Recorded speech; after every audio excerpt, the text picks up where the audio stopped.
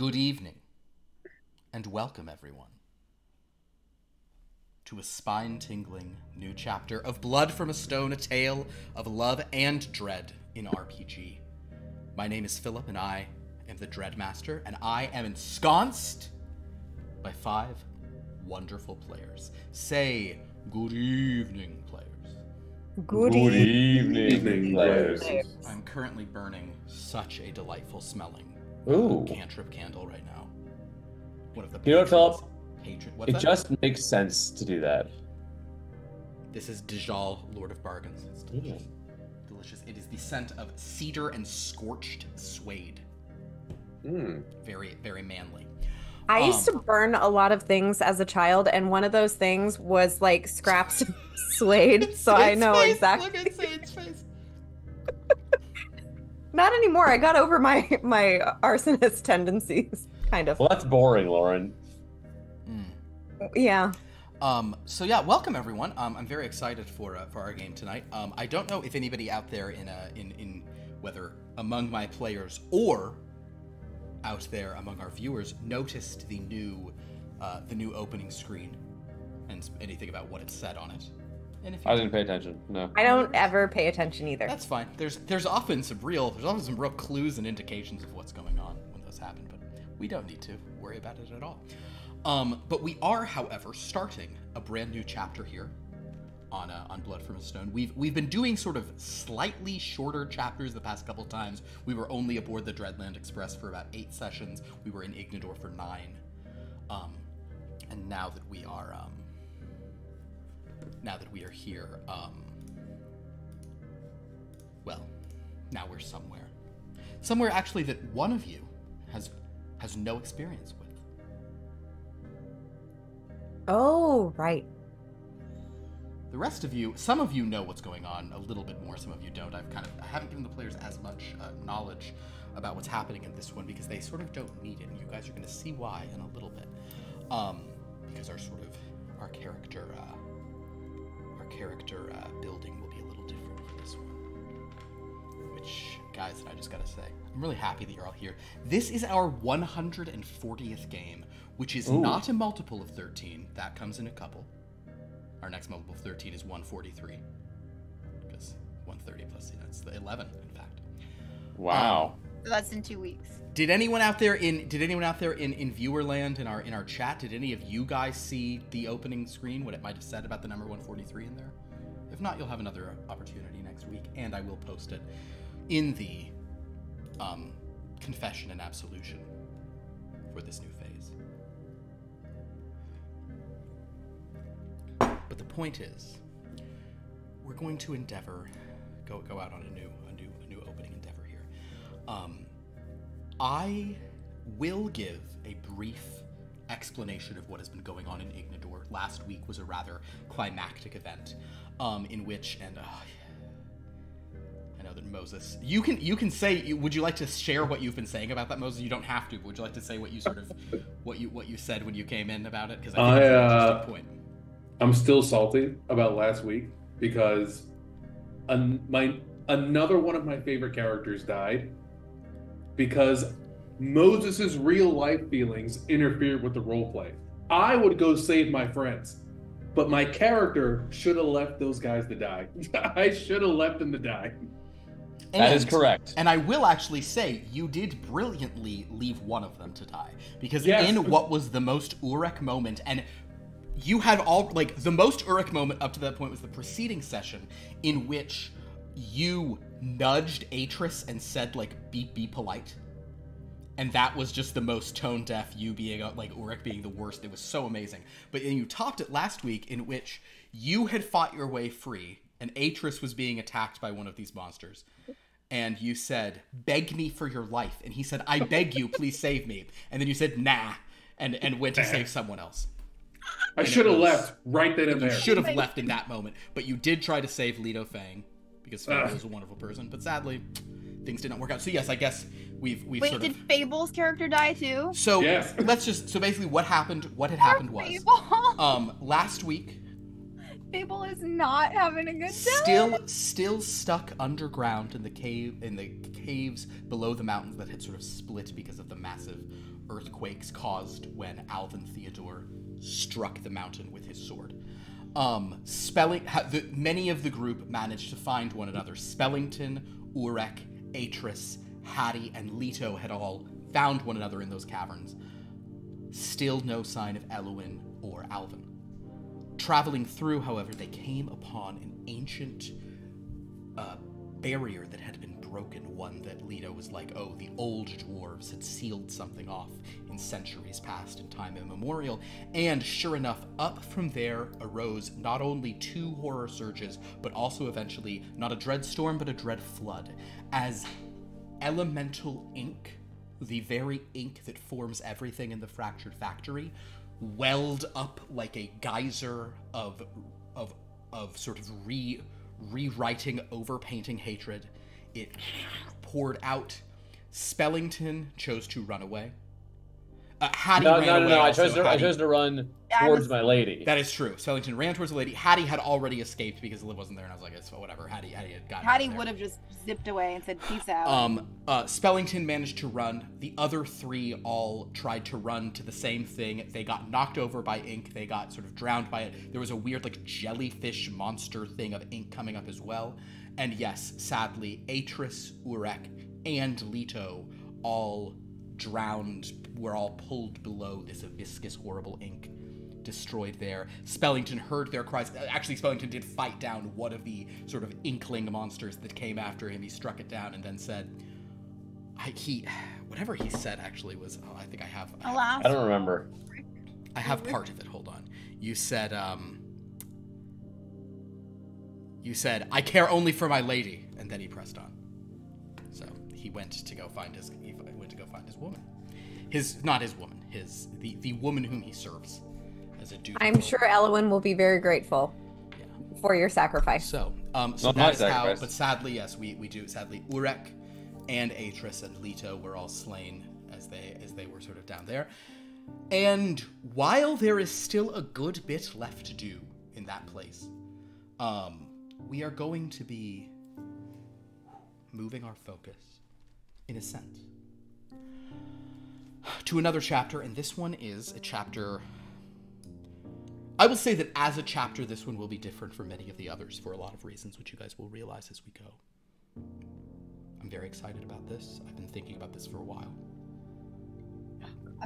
Anyone who has been watching for a long time and has any affinity for characters such as Vela, Emma, Stiltcutter, and Lampblack might find elements of tonight's game familiar, not in terms of character, but in terms of place.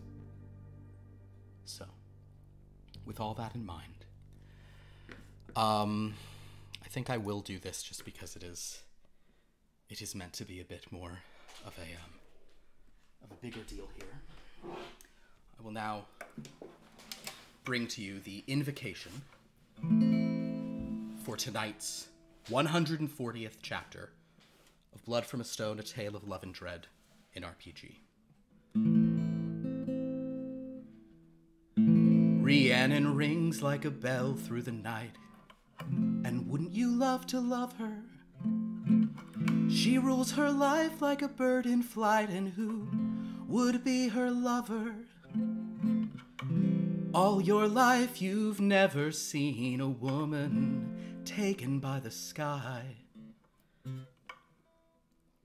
Where would you stay if she promised you heaven? Would you even try? And he says, Rhiannon, don't go. And he says, Rhiannon, stay. And he says, I still cry out for her, don't leave me, don't leave me.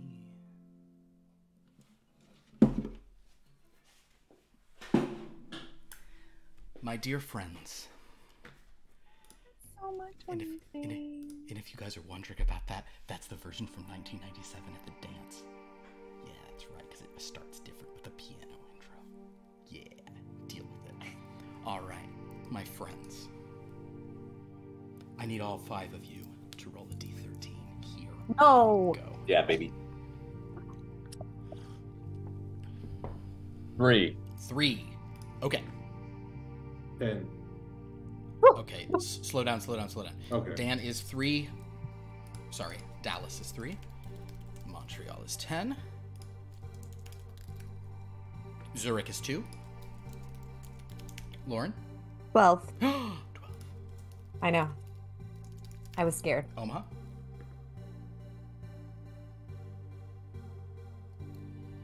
Didn't hear you. 3. Reroll, please. Reroll. Yes. Ooh. Because Dallas already rolled 3. Dallas already rolled a 3. No. Did you roll a 13? No! Yeah. Well, this is actually very auspicious that you've done this, and I actually said if you rolled the 13, something special was going to happen. Beyond the fact that we are simply rolling the dread clock. No, why me? Could you roll another 13 for me, please? No, just roll the D13. Don't roll another 13, though. That's the trick. Yeah, that's true. Okay. 4. We're not. 4. Great, thank you. Why am I the cursed one? You know why. So Listen, I'm not the only. No, yours is you are the cursed one for a reason, my dear. We'll get to it. But the fact that you're 13 and you're 13. Oh, Liv, you've made my night and we haven't even started yet. I think I know why. Get everything.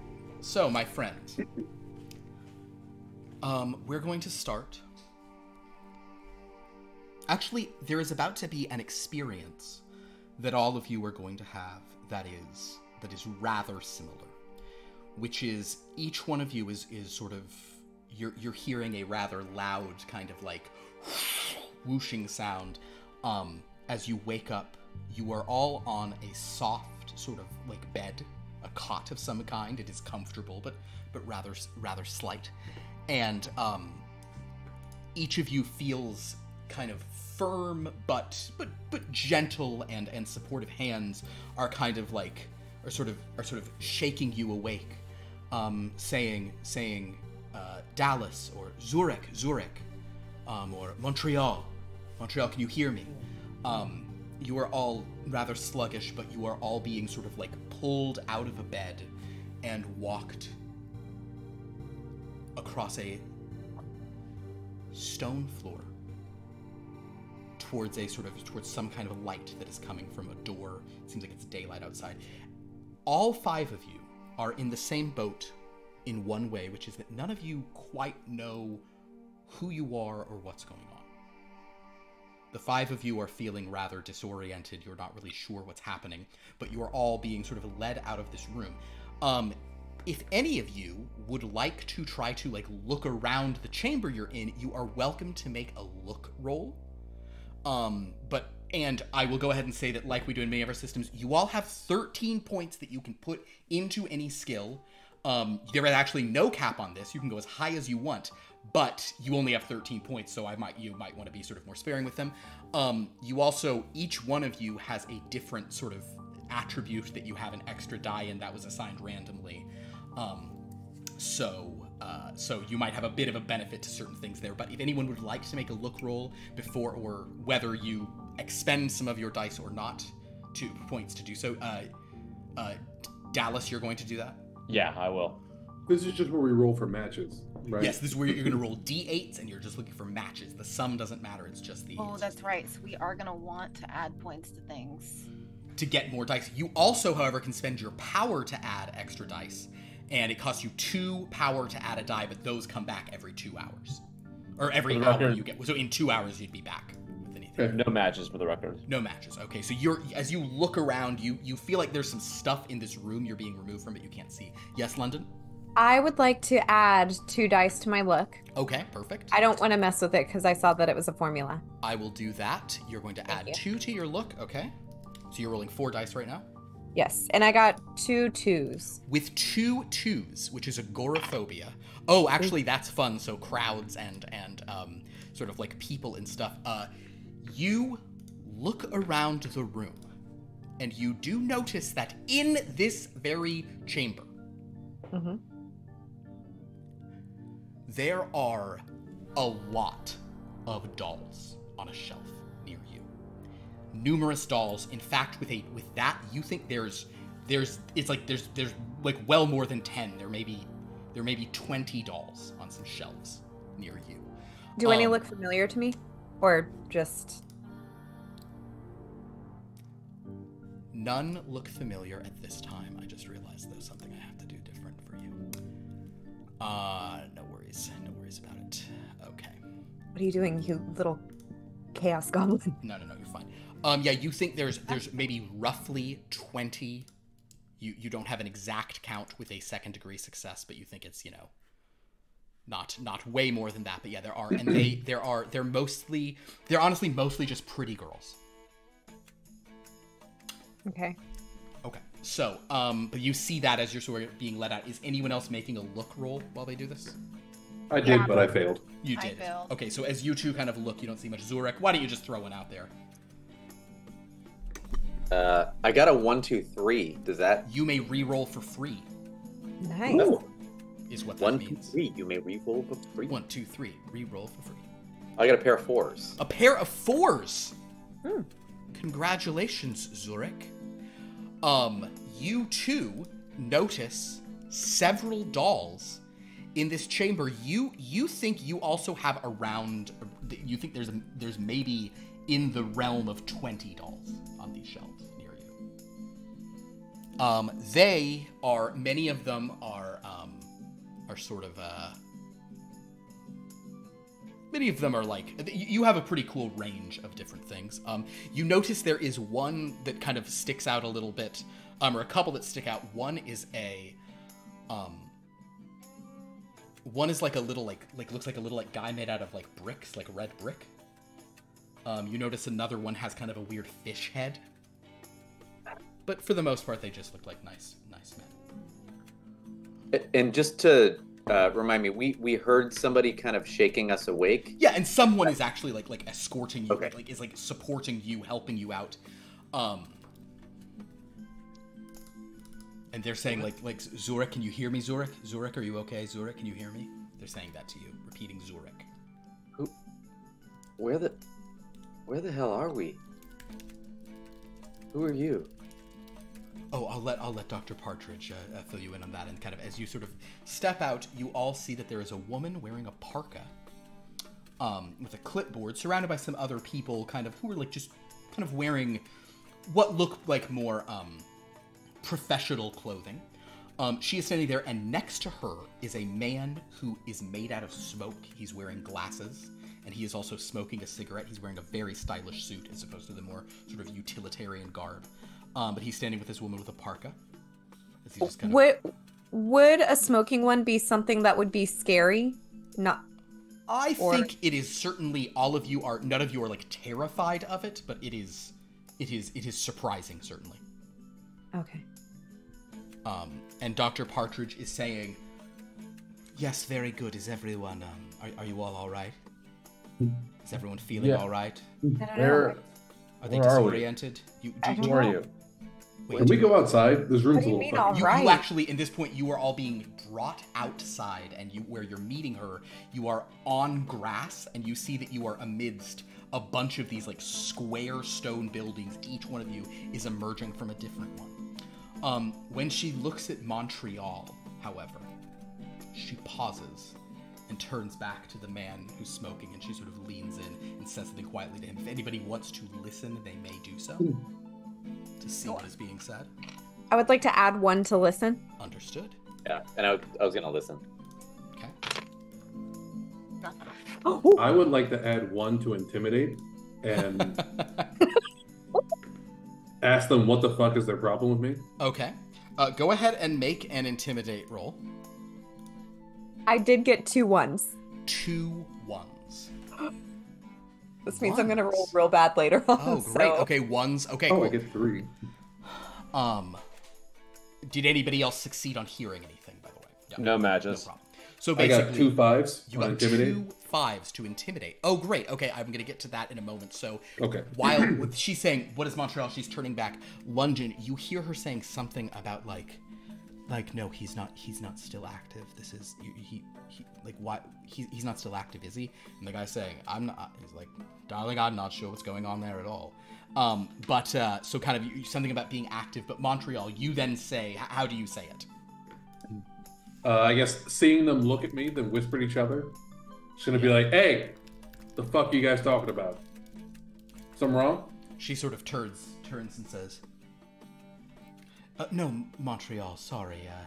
Nothing is wrong. I was just your. What did you call me? Montreal. Oh, do you not remember your name? Who am I?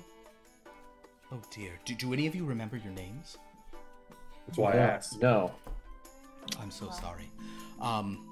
We were worried that you might be disoriented after this process, but this seems worse than it is. What process? What do you mean? What's going on? Oh, we didn't. All we're doing is trying to sort of to help you.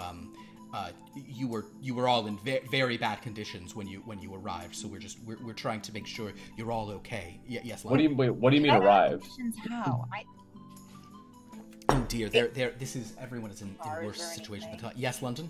Are there any like injuries or like scabs or bruises or anything? Make a flat vitality roll as you feel, or if you wanted to, you could do a touch feel under vitality. It would be touch feel. Now that I think about it. Okay, I'll no match. Feel your you run your hands over your body. You don't feel any like bruises or cuts or anything. No. What do you mean in a bad state? What? There was a oh dear. Okay. So We I'm don't sorry. appear to be damaged. Montreal. You don't remember your name, Montreal? I don't remember anything. What am I doing here with these weirdly attractive people? Omaha, do you Gosh. Omaha, do you remember Omaha? I'm speaking to you. You're Omaha? Yes. Wait, who? Me? Yes. Does that name mean anything to you? Does the name mean anything to me? No, I don't. That's fine. Zurich? Is that?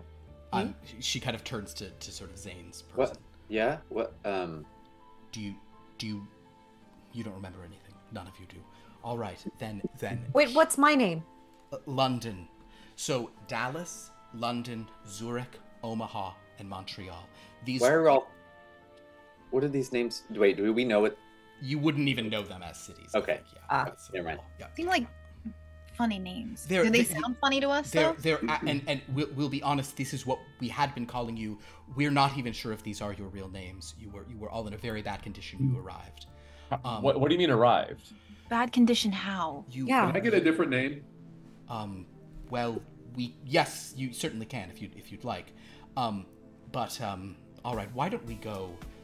Okay, definitely. Let's let everyone else sleep. I think we might have woken everyone up a little early. Wait, what is he? And she'll point to the smoking.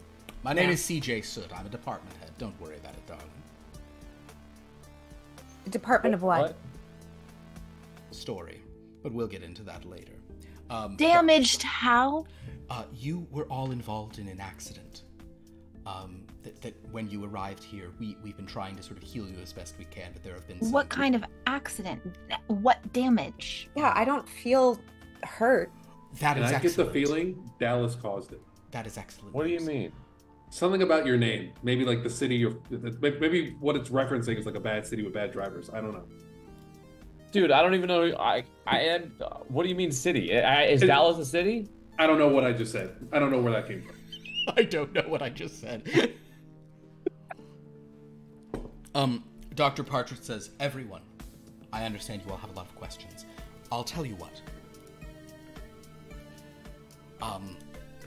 Would you all like to come inside?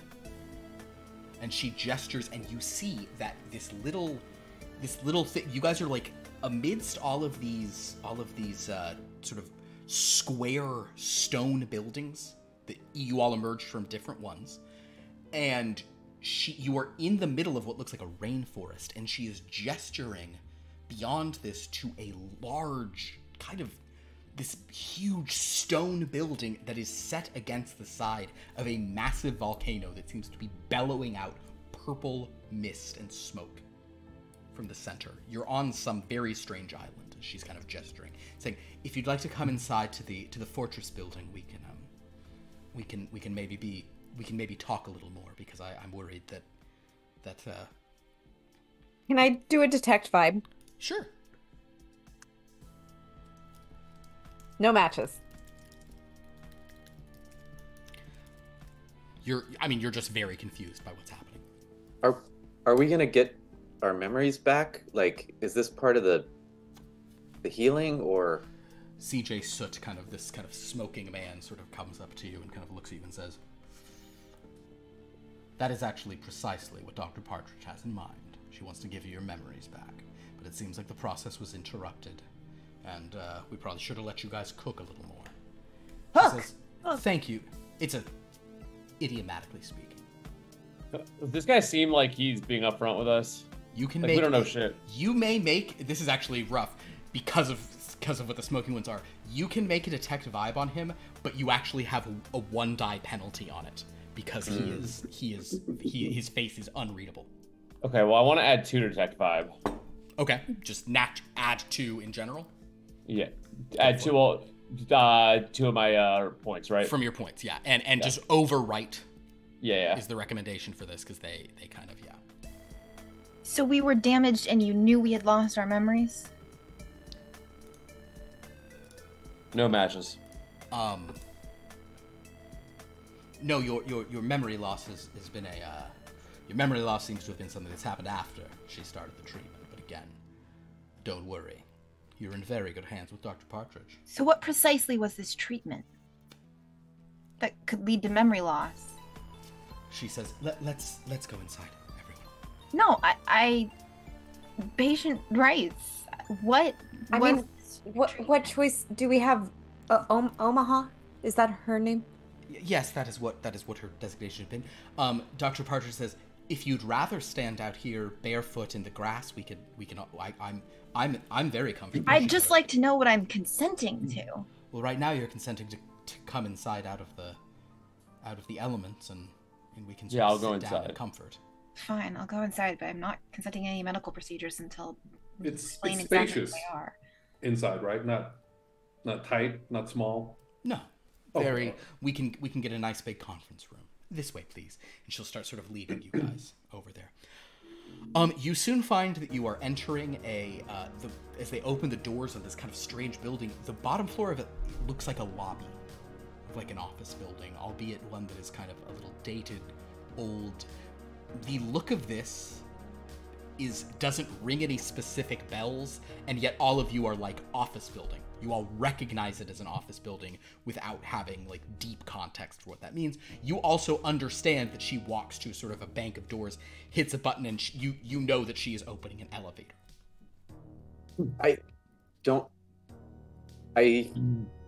Can I not go? Is there a different way to go? Would you rather take the stairs? Up or down? Would you rather take the stairs? I'd rather take the stairs. Yes, I would, yeah. All right. All of us cramped in that one little thing. Come on. I'll follow Dr. Partridge. Partridge? Yeah, Dr. Partridge. Dr. Partridge kind of pauses for a moment and looks at CJ and says, she says, "Yes, very well. We can and kind of there were a few other staff with her there, but they're kind of dispersing.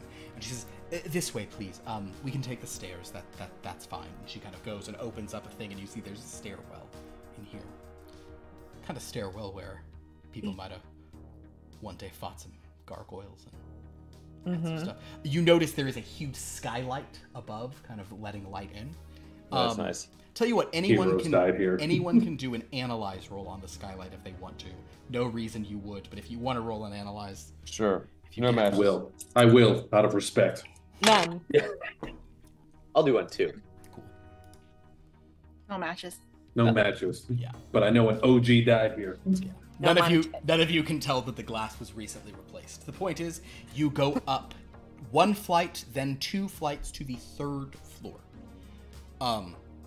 As you're sort of pausing there, as you're at this thing, CJ Soot took the elevator, by the way. He's not walking with you guys. Come on. But as she sort of pauses here, she sort of says, "Yes, we're going to go here on the 3rd floor, just so you all know. You actually are welcome to sort of go where you want. Some of the higher floors, there's sensitive material, so you may be asked to leave. But please be aware, the 7th floor is incredibly dangerous." Are there animals there? No. Okay. She Just kind of- checking. she sort of jots something down in her journal that you said that, though.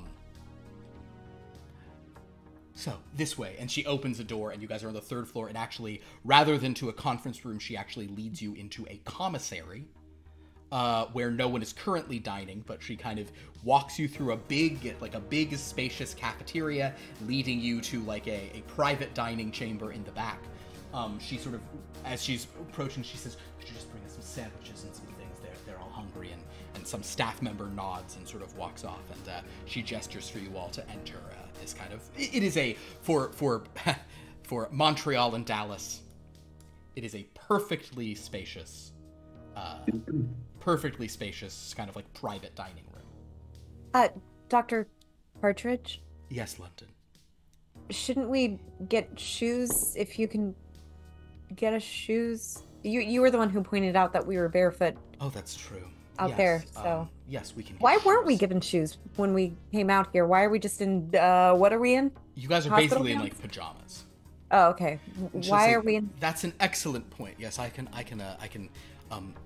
one moment. She actually, there's like a little phone on the wall, and she picks that up. And,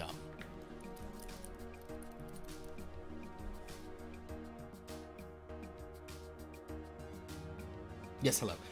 Could you please, send some wardrobe options for, yes, that's correct. No, you don't need to go to the 12th floor, just whatever you have is perfect. All right, thank you. I'm gonna lean over to Omaha and say, wardrobe? Yeah, that seems like overkill. Don't we have clothes we came in with? I don't know. You don't remember anything, do you? No. Either.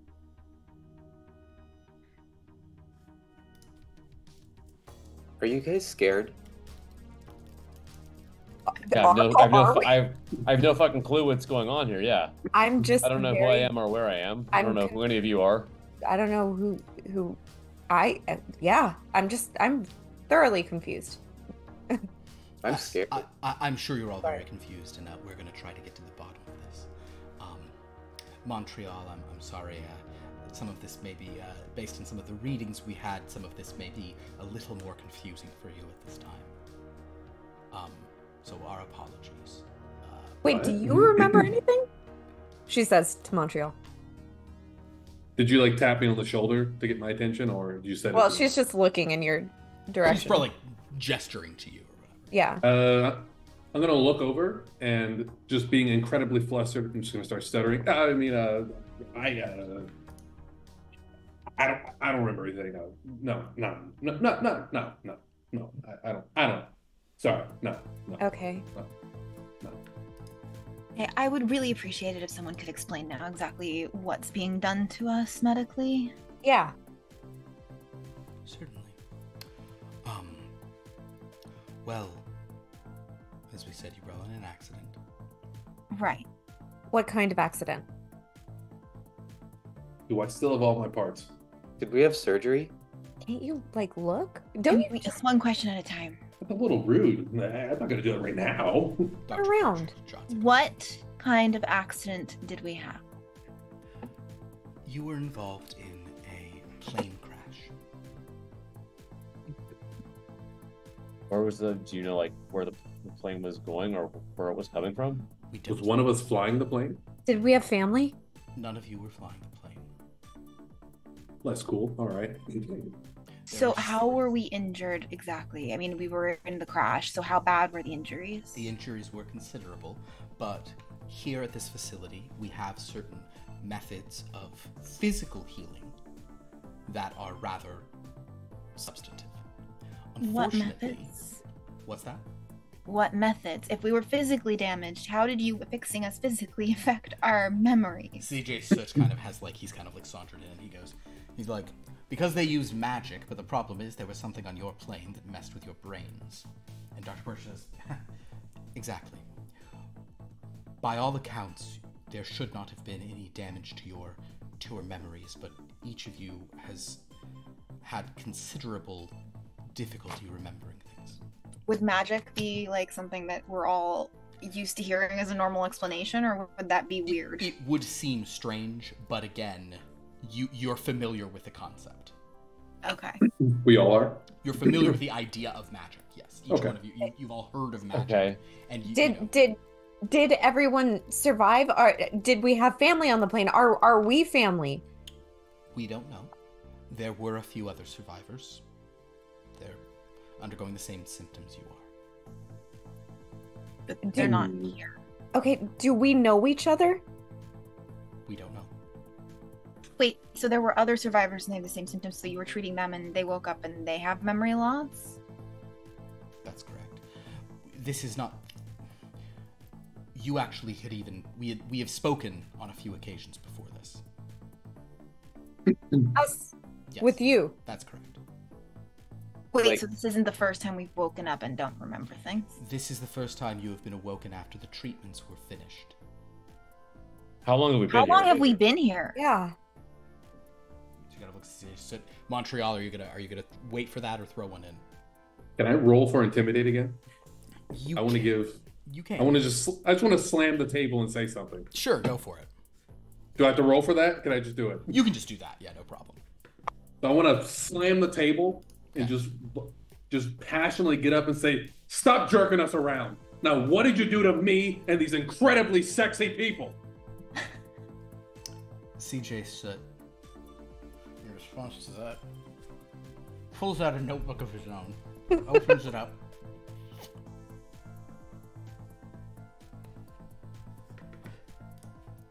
Looks at it, chuckles, and then shows something in the notebook to Dr. Partridge, who looks at it and says, "Fascinating. Montreal, tell me, do you feel an overwhelming desire to fornicate? Do you feel hypersexual right now?" London will back away. Montreal will calmly sit back in his chair, fold his leg, stroke his chin, and say, "Not particularly, no. But maybe ask me again later. I just met you." CJ Soot is just, he dropped the thing down. Understood. She leans forward and says, "Montreal, if I were to say the name Dick Rambone to you, Montreal, please roll a d13. Let's go. Let's do it. I'll roll whatever I need. I got a 9. That name actually does sound familiar. Dick Rambone. It's got a ring to it. That's kind of vulgar. A little bit. But also kind of funny. Yeah.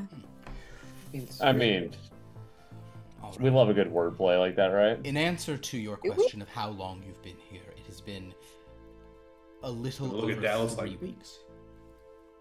3 weeks. Do we like wake up every day and forget everything? No. We How many spoke- times have we woken up? Good question. We attempted to speak with you. This would be our 3rd occasion. And we all of us had the same experience each time until this time. That's why we're so confused. We don't know what was on your plane. We don't know what you were exposed to. We think there was something on there that was... It is possible that this memory loss that you've had... To be totally honest, you were under certain degrees of magical anesthesia as we were sort of performing our healings on you. So that could explain why you don't remember previous encounters. But the fact that at all these times you don't know who you are, it could have been a pre-existing situation. Nevertheless, we have certain clues as to who you were, and we are willing to share those with you all. Yes.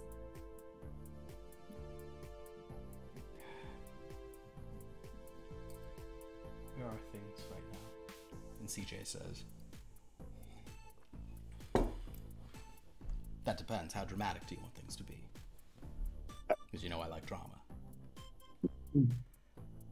Okay, we just woke up from a coma or something. We don't really need drama. We just need answers. Could we get both? No! Dr. Partridge says, given our timeline, it might be better to attempt. If you're willing, we might try to sort of show you some things to see if it sparks a memory in any of you. Sure, right. But I think dramatic would be good. And he says, very well, why don't we, I suppose we should go then. This way. We're gonna go watch a little show if that's all right. Will there be refreshments? I am a little bit thirsty. At this point, the door opens and like jugs of iced tea and like sandwiches are being brought. Oh, right on cue, I guess. Take Nice. whatever you'd like, of course. Nice jugs. She pauses and kind of looks at CJ and he goes, Do the food and drink seem like normal? they seem very normal. Okay. I'll grab a sandwich and a cup of tea. CJ goes over to Zorik and says, I'm gonna say 3 names to you, Zorik. Oh, okay. Okay. Tell me if any of these mean anything to you. Ready? I'm ready. Iceman, Fireman, Bruce Bumper. Do I roll a d13? Please. Seem not to be activated. 2. They're not really, like, you've heard of a fireman. The names don't mean much. I don't think so. Should I remember any of those? Why? Not my department. This way. And at this point, Dr. Partridge says, Zurich, no, don't worry. Don't worry about it. This way, everyone, please. They're going to take the stairs. And he says, well, then they're going to take a long time. I'm taking the elevator. And he kind of goes to the elevator. I'd rather take the stairs. It's fine. Dr. Partridge says, of course, this way, please. And she leads you guys back to the stairwell. This was going to be a longer walk. You all can make it, of course. But I will ask you all, just for kind of comedic effect, everyone give me an endurance roll. I'm gonna put 1 in there. Okay. Yeah, I will too. So, and to do that, we just reduce one of our remaining points. Reduce your remaining points and then overwrite. There are formulas, but so if you're adding points, you're just going to overwrite. And I'm happy to do it for anyone's sheet who would like it done. I'll add 1 there too. Here, Liv, you want me to do yours? Sure. Which one? It's under physicality, Yeah, right? no, it's under. It's a weird one. It's under your vitality. I also always gray these just so you guys can more easily see. Okay, cool. Thank you. Oh yeah, Montreal, you spent 1. Perfect. Yeah, I'll add 1. 2 endurance as well. Great. Here, I got you. Thank you. I'll leave it. No matches. Great. I got 2 5s. 2 2 5s. 3s. Yes. 2 3s, 2 5s. All right, you 2 two. 7. I got a pair of 7s. So. Okay, so the guys all got it and the ladies did not. That's really rude. Okay, so I basically. got endurance. What you rolled a match? Oh, I didn't roll yet. Jesus, sorry. 2 3s. Hey, then yes, as it happens, everyone but London is able to make it up the stairs. London, you're able to, you're just huffing and puffing by the time. You guys do notice that as you pass the 7th floor, there are, like, you can enter the 7th floor on that landing, but there are many danger, like, notifications. Like, warning, like, hazardous area, like, do not enter, proceed with extreme caution, mist present, actually, is probably what it says. Zurich goes a little bit faster by that door to continue. Are the stairs still damaged, maybe from possibly a fight that happened here? Go ahead and make another. You could make another analyze or investigate roll. I'll do investigate. Yeah.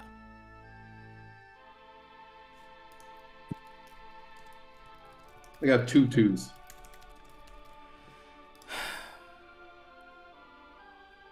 I'll say that you don't have much like clearness, whatever, but you're kind of like you don't have like a clear thing, but you definitely you can tell there are spots where there was some damage that has been repaired. I just feel like greatness walked along these stairs at one point. Maybe a strong warrior with an alligator face. I don't know. I'm just talking nonsense. Dr. Partridge is kind of watching you as you're... Partridge is paying attention to you, like, looking at those things, like, but you guys head pretty darn high. It actually, you know, you were on the 3rd floor. It's not totally unreasonable. You go all the way to the 8th floor. So you've gone up 5 flights of stairs. Which is, you know... What? Not none. So with London kind of huffing and puffing, the rest of you doing great. You get to the 8th floor, and as you sort of enter it, you see that CJ Soot is already standing in a hallway and kind of gesturing for you all. This way, please. We're going to the viewing room. Okay.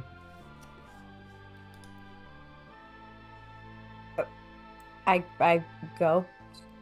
Mm-hmm. I will go. This room is, I'm going to mention, it is not sort of going to be triggering to any of you, but this room is, it is not smaller, but it is kind of a little more like closed off because it is a screening room. So it is a little darker and a little more closed off. Okay. Do we all have to sit so bunched together? Can we like spread out? I would definitely not sit right next to anyone. Understood. Yeah, I will sit with at least a seat. There's room for you guys to sort of spread out some seats. I would also like to spread out and just have my own little space. Absolutely, people can try to have as much space as they can. But, you know, this room is already pretty dark, and I think Omaha, you guys understand the concept of a screening room. You know that it's about to get dark in here. I'm sitting closer to people because I don't like to be alone. Understood. Is there anywhere that seems like it would have more light? You could stay sort of over by the door, perhaps, just so you could open it if you had to. Okay. CJ sort of notices that, and he'll say, "What's the matter? Afraid of the dark?" I don't know. Maybe. I don't know. I don't know if I am or not, I guess. I just felt like... He reaches over and turns the lights off, plunging this room into total darkness. Omaha, please make a keep control roll. No. Or sorry, resist coercion. It's called under will. It should really be keep control. Actually, I'm changing it to keep control for everyone. Okay. Keep control. Or keep calm. Yeah. Casey. Can I add a dice to that one? You absolutely may. Yay. Hold on, I want to try something. That didn't work. Boo, it should work. Oh, sorry. It's fine. I just tried to be fancy. Oh, it's because of the stupid thing. Okay. Yeah, if you're just going to do 3 fear dice, and we can... Yeah, perfect. Okay, cool. Go for it. Stomach cell. Okay. No matches. No matches. You do scream. No whammies. I'll spare you all actual screaming. He as she sort of starts screaming, he flips the lights back on and goes, "Oh, she wasn't kidding." What? Well, I didn't know. Can we watch it with the lights on if she's scared? Not to imply that you're scared, but... I mean, maybe I just wasn't expecting it. Okay, well, can you he'll say, "How do you feel about me turning the lights off and turning on the projector?" Can you turn the projector on first and then turn the lights on? I suppose so. Everyone, make sure you don't try not to make sure you don't stand up and get into the way here. He kind of goes over, and there is like a projector in the back, and he kind of you notice that the projector, though it looks like a film projector, doesn't seem to have canisters of film. It actually has weird tubes, glass tubes going into the wall. He flicks a button on it, and you see purple mist beginning to spray into the projector. Is that how they're supposed to work? I don't... don't remember. Wow. All right, have a seat here. Let's see what we can see without the lights off. And suddenly the purple mist is being projected out of this thing against the far wall. It is, you can tell that there are shapes there, but it is kind of hard to make them out in the light. The purple mist does, however, seem to be generating some illumination of its own.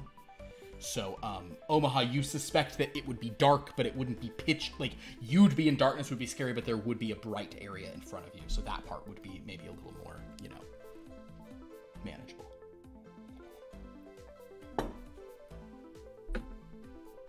I'll say you think you can handle the dark, but you would prefer it to the lights to stay on.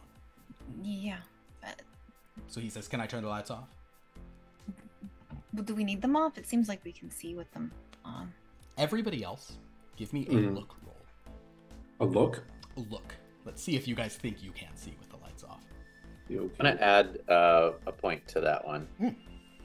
No matches. No matches. Dallas, Montreal, you guys don't think you can see with the lights off. Actually, Omaha, give me a look yourself. You may just be lying. London, you have 2? I'm gonna add one to look too. I should have done it earlier and I meant to. No problem. 2 8s. All right. 2 2s. Here, I'll add yours to look there. Oh, yeah, you got it. 2 5s. Oh no. What did you do?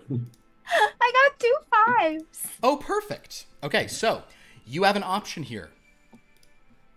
You may either decline that win, but because you have just rolled your phobia, which is nyctophobia, which is the fear of the dark, it will advance the dread clock, and you have to roll a d13. Do it. Or I decline the win. Or you basically pick, what was your other die? You rolled 3 dice, right? Yeah, 4. You can just say 1-4 was my. You're going with 1-4 rather than the match. You can go with whatever die you want. But if I take the match, is something good gonna happen for me too? You will be able to see with the lights on. If you take the 4, you can't see with the lights on. Take it. Okay, I'm gonna take the. I don't know. I'm rolling a d13. Okay. Let's do it. Zane, what did you have for your look, by the way? I had 2 2s. Okay. I rolled a 7, so we're safe. A 7. Well, the dread clock's gone up, but yeah. I got 2 8s. You rolled 2 8s? That's cool. I mean, it's No.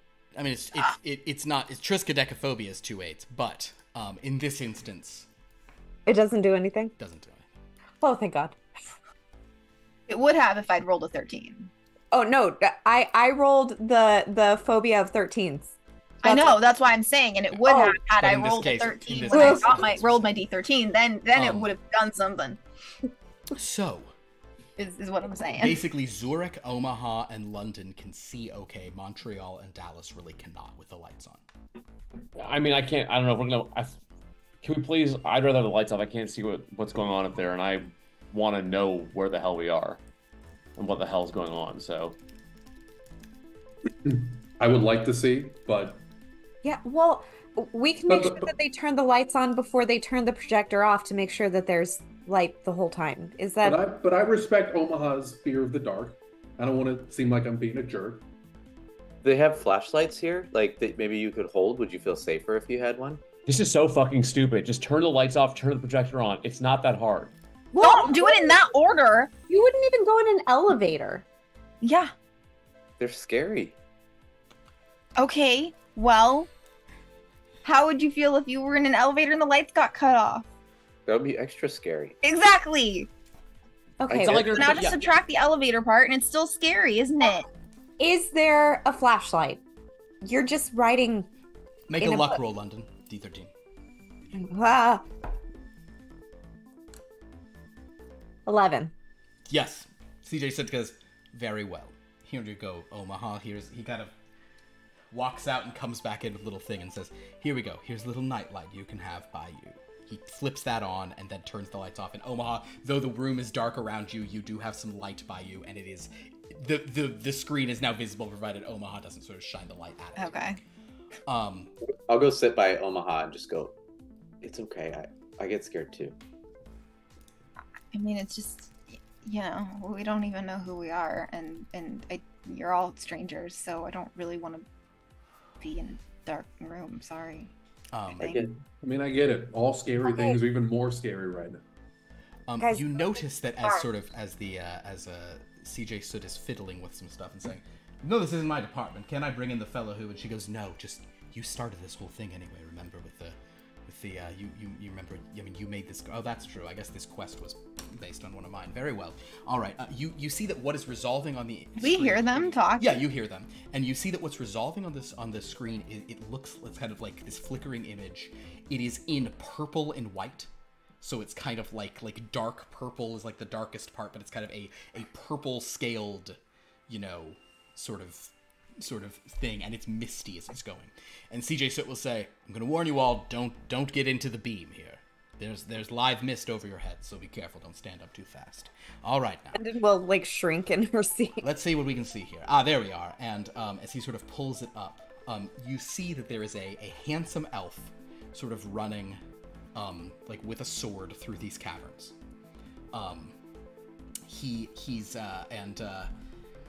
And Dr. Partridge says, "Can you do your hand wave thing?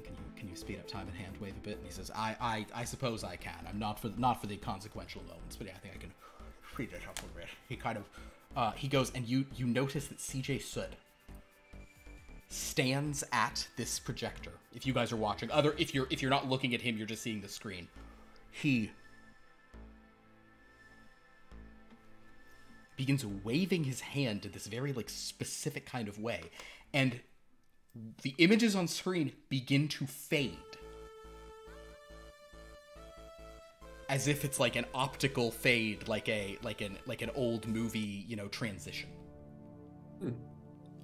And soon you see that this elf is rushing up, and he looks really relieved, and he sort of saying some stuff. Oh, and she says, "Can we get sound?" He says, I think so, one moment." And you then hear this crackly voice kind of come through as what would Spellington say when he finally sees Elowen? "My lady, I'm pleased to see you all right." And you sure enough see that there's this elvish woman, this big stone guy with a big sword, and a woman with a whip who's smoky like CJ Soot. They are all there as this elf is talking. And though they all seem to be speaking, CJ Soot's kind of waving hands and saying, "Well, Hattie's a smoking one. I have faith in her. All right, let's have her try to get them out." So Hattie, hi Hattie. I'm gonna ask you to. I've pre-drawn some stuff here. I need you to I need you to do an escape. So you're gonna navigate your way out of here. Did you stack this deck? No, this is literally what was drawn. Your navigate track is diamonds, so if you use the 7, you'll have a 12, which will get you out. Otherwise, you can use the queen, which would be an 18, meaning you guys will absolutely go where you're going real quick, or you can draw.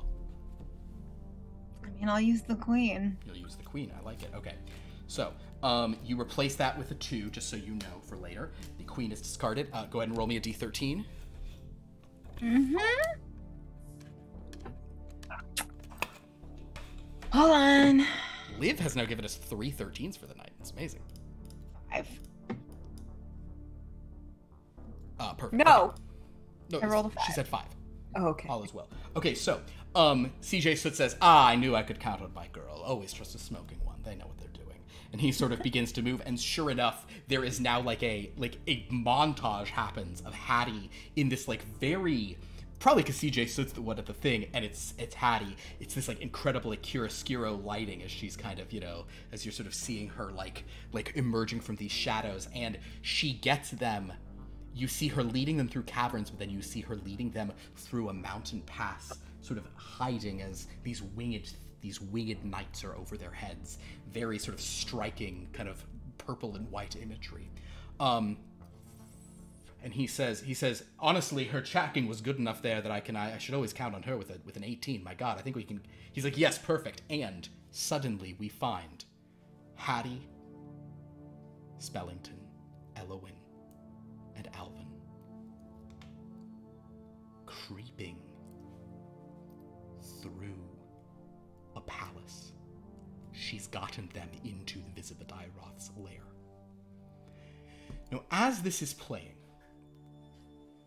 Montreal, you have a vague sense of familiarity but not. It's like you're kind of like I've seen this movie before, but it's not. But you definitely like some of the characters. When you see Spellington, you're like, that guy's all right. But whoever this Elowen chick is, you're like, oh my god, ruin my life for her. I want to see her, and I'm just gonna instinctually stand up out my chair and just.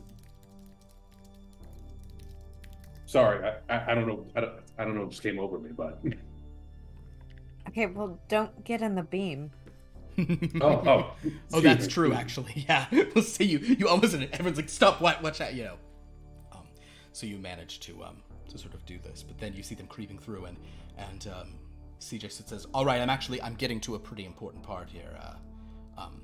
This is high stakes. All right, now, the camera, such as it is, keeps cutting between Hattie, Spellington, Elowen, and Alvin. He's really going to this.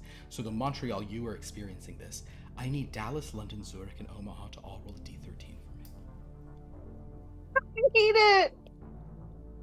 10. 2. At least it's not me. 2. Dallas. 11. Zurich. Mm-hmm. Not so much. Okay, Omaha. So basically, Omaha and Zurich, you are both feeling deep connections to 2 of these characters. Omaha, this Hattie woman, something about her is just like so cool and relatable, and you're like, oh, like, yeah, this is great. And actually, with a 10, yeah, you know her name is Hattie. Zurich, with an 11, you know his name is Alvin, and you know he used to be a man. You can feel his pain. Dallas, you only rolled a 2. Yeah. You are drawn to Spellington, but you don't know his name. You don't know his vibe. Lauren, based on your facial expression, you have rolled a 13. Is that correct? God damn it. Please roll again for me, my dear. I don't like it. Oh, a 6. Okay. So, with a 13, Sorry. Zurich and Omaha are entranced by their characters, but London, you are feeling the strangest feeling about this woman on the screen. The thought in your mind is you know her name is Elowen. You know she is an elf sorceress. She's a Ladu elf sorceress of the life. You know that she is on a quest of vengeance for her love who was killed. But the strangest part of all is the thought that is in your mind is, that's me. Can she turn to CJ with a very strong questioning look? Mm-hmm. He's in the midst of it, but Dr. Partridge will say, yes, London, are you all right? Have I seen a reflection of myself? Do I know what I look like? I will say you guys could have all seen yourselves as you came in. Yeah. What do I look like in this? Pretty girl. I don't know what you always fucking look like in these games. I like me. Yes, you look exactly like you. Jesus Christ. Down to the bra size, which you announced to all of us earlier. Wait, I missed it? Free stream. It's a picture size that just sounds and really she said big. her bra size, and we all shook Zane's hand. Yeah. Anyway, she'll say, Yes, London? Is my name Elowen? No. But you feel a connection to her, don't you? That's very good. London, that's excellent. Do any of the rest of you have a connection to anyone on screen? That's Alvin. That's he. Zurich, you're right. Used to be a man. You're right. Hattie seems Yes, Hattie. Her name's pretty Hattie. interesting. Some of that the elf dude seems cool. All right, yeah. And I want to say, I just feel like someone's missing. Indeed, in Montreal again. You might have heard us mentioning, or when you overheard us earlier, and you might have overheard me saying it was not time to wake you up yet, and this is part of the reason why. But it's fine that you're here. You feel familiarity to them, though. Is that correct? To these people? Do you sense any of them, Montreal? Do any of them seem familiar to you? I like the this Elwyn person. Perfect. The spelling thing seems okay, but perfect, Montreal. Perfect. She's jotting down, like, very happy. Excellent. All right. So CJ Soot says. Can I also say I just feel a little envious watching it? Of course. Like, I don't know. CJ Soot says. Things are about to get very dramatic. Are you sure about this, Partridge? And she says, aggressive measures have to be taken, don't they? He says, I can force things if you want. Now's the time. This is going to have big implications, not only here, but there, you know. She says, do it. And at this Are we hearing this? You all are hearing them say that, yes. Just, is it gonna hurt? Do what? Dr. Partridge says, do you want to remember? Yes. Yeah. Yes. I can't promise it won't hurt, but I can promise this will have an effect. Are you ready? Like physically hurt? I hope not. Like hurt? How much? Not any of you, at least. Is it? What do you mean?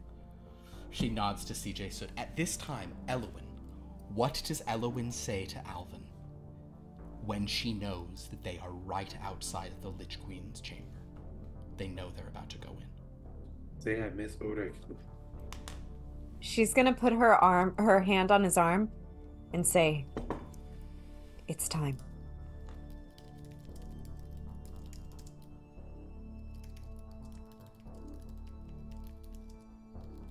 That's it. Okay, Alvin, what do you say?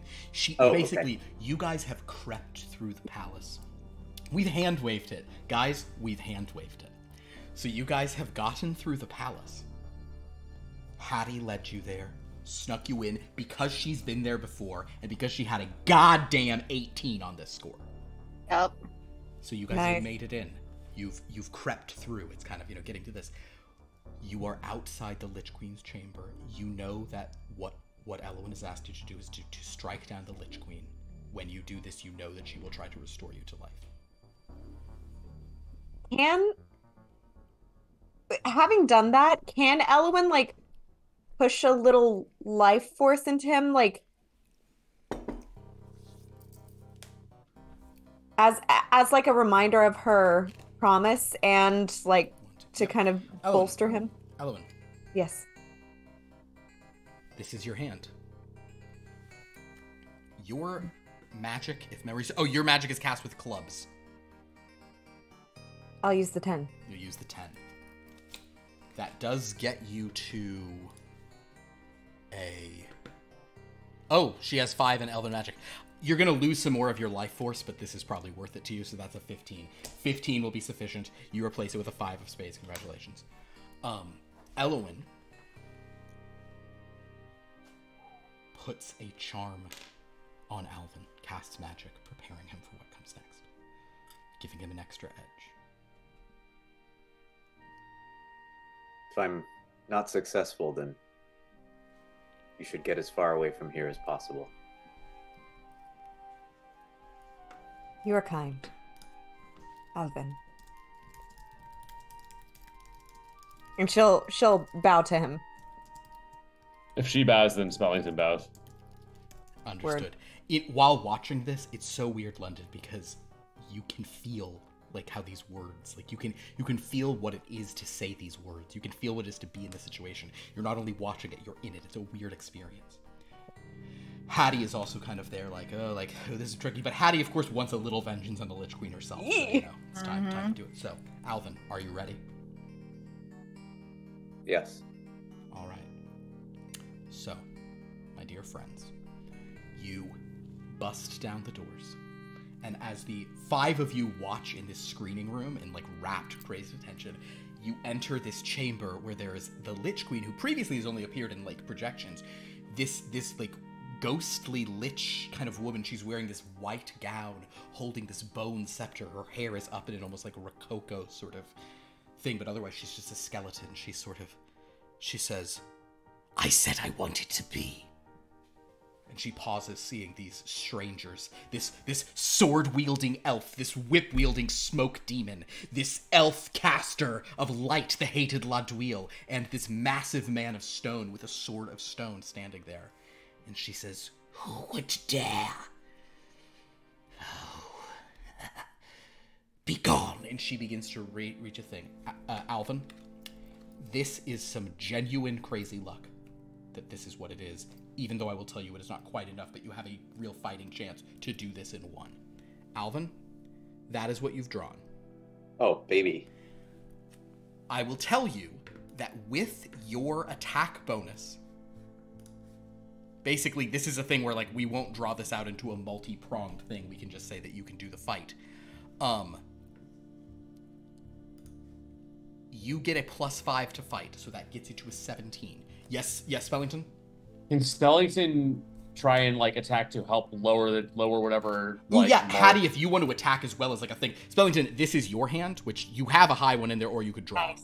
I'll use the king. You use the king? Cool, okay. You won't Also, get to did replace her it. charm give him a bonus or anything? I'm getting to that as well, yes. Okay. That puts me at a 15. Puts you at 15. A 15 is a good, solid, like, strike that she'll have to deal with. Hattie, do you also want to attack on their behalf, like, kind of help? It's like a feint attack? I'm back on Hattie's page. Which one's attack under? It's under physicality? I think it's called it's fight. fight. Under physicality. Yeah. Okay, it's fight. It's spades. Fuck, man. Or you can just draw from the deck. Yeah, let's draw. Random draw, here we go. A 4. You got to a 7. It is your attack is knocked aside a little more easily, and you kind of like have this. So basically, Omaha, as you're watching, you see this woman who you seem so much association with, and she is struck with this like necrotic burst, and she kind of goes flying as she's like, but she sort of steadies herself with a thing. Spellington, meanwhile, is cutting, and like it is forcing the Lich Queen to take a step or two. But at this point, Alvin comes in for the kill. He gets to a 17 with this. You replace that card with a 2 in hand. You're at a 17, Alvin.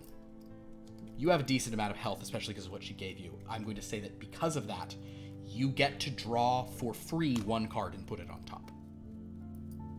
So I will tell you that if you roll, because you actually need a pretty high, if you get an 8 or higher right now, it's done. Otherwise, you will need to you'll need to expend power of Alvin's to like add on top of that. So let's see what we got. Alvin, you're gonna have to expend your power to do this as you're sort of striking, because this Lich Queen is strong, but you can tell that your sword is like affecting her and she's striking, so now she's coming at you with everything she has. As long as you don't draw an ace, you can take her out. How much power do I need to drop? To draw, let me go to this. It is 5 power to put it on top. Put 5 power on top, baby. Okay, just as long as it's not an ace, you've taken her out. Don't curse us. Nice. It is a jack. Excellent. So you're over 30 at this point. So Alvin strikes the Lich Queen down.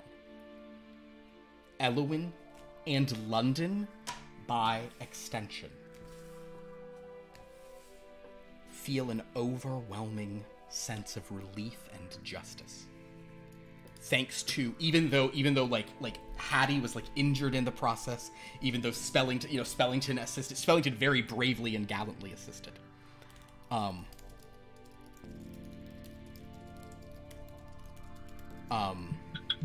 CJ Soot says, "Wow, that was quick, my god." He says, "We probably should have warned R&D about this." And she says, "Why?" He goes, "Don't you remember?" And at this point, as she dies, the Lich Queen, like, "How dad?" She sort of falls.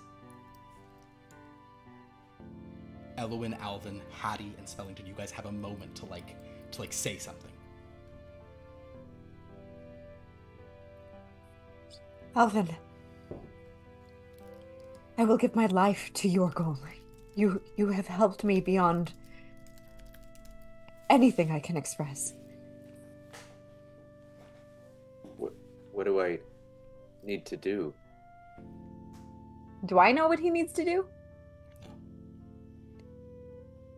We will find out. I swear to you. Where my lady goes, I follow. She'll turn and she'll nod to Spellington in a very I respect you and I honor you way. She would touch him, but she's not the kind to. No, I get it. Hattie, do you have any comment at this time? Hattie not necessarily has to, but Not really. And I guess we just continue on. Actually, can Elwyn say to Hattie, "Thank you, Smoking One, for helping. I'm indebted to you as well." Well, I mean, if we've got time to spare, we might want to track down my sword at some point, or that sword. We'll keep an eye out for you. CJ just goes, "Oh, that's fantastic." She has no idea. But at this time, as you guys are watching in rapt attention, and honestly, I am sure that even Montreal, like, caring about that Elwyn person cares about this, but suddenly, the four of them in this chamber over the lifeless body look up as the palace begins to shake. And then there a very odd thing happens, which is the room that Dallas, London, Zurich, Omaha, and Montreal are in also begins to shake. And the screen begins to sort of flicker, and it seems like it's like there's almost like a surge of like more mist coming into the room. And CJ goes, "Yep, there he goes. Sending out another one. Gotta have a replacement after all." What's happening? What? He says, "Oh, the Dreadlord's about to be replaced, but not the way typically. Otherwise, it usually would have been that Alvin, but there was someone in line, remember?" And Dr. Partridge goes, "I forgot. Oh, but wait, but that's... Oh, but it's Zurich. No, wait. Oh, Zurich. Hold." And she kind of begins to walk to Zurich. Suddenly, on screen, Spellington, Elwyn, Alvin, and Hattie, like, Hattie can probably like swing up to try to do it, but like the ground begins to shake, and the palace floor rips open, and a geyser of ink shoots up from below, and at the top of it, with this like fedora and this like horrible, like hateful look, is this like ink charcoal dark figure called Lamp Black, who emerges up, and you guys, as basically as Hattie and Elwyn and even Alvin and Spellington are all like Alvin kind of injured from the fight, are all like kind of like knocked to the ground as this like kind of covered in this ink paint. You notice that as it washes across the floor, it transforms the very nature of this Ignador into a highly stylized but ultimately animated world. Wow. This dark figure looming over it says, "I am Lamp Black, and this place is mine. Kneel to me."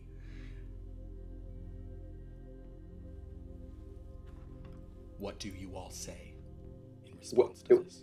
What room are we? Wait, You're in like the throne room of Visible. Oh, where This is as those characters. as those characters, and bear in mind, you can say something in response. you can have it. What are you? My lady, get back. This is something similar to what killed the others. Would Hattie recognize He what looks at Hattie, and yes, both of you have belonged to the same explorers group. Oh, that's right. And he looks and says, "You. Oh yes. You survived? I have use for you. You're familiar, but not like this." He waves his hand, and ink pours over Hattie, kind of like imbuing her, and he says, "She'll work fine if she survives." What just happened to Hattie? And he looks at Elwyn and Spellington and says, "Try those two as well." What? Ink just surging up across, like, into your nostrils, into your eyes, kind of flooding you, trying to pull you down. He looks at Alvin and says, "You're interesting. Might have to break you up. Might need to redraw you completely." What does Alvin say? Alvin goes to attack him as he's doing that. He doesn't say anything. Perfect. As Alvin lunges up to attack, and Lamp Black sees it and says, yes, try it and see. Alvin lunges up, and then this geyser of ink shoots up, and Alvin is pulled deep below. Lamp Black now stands alone in a fully animated chamber.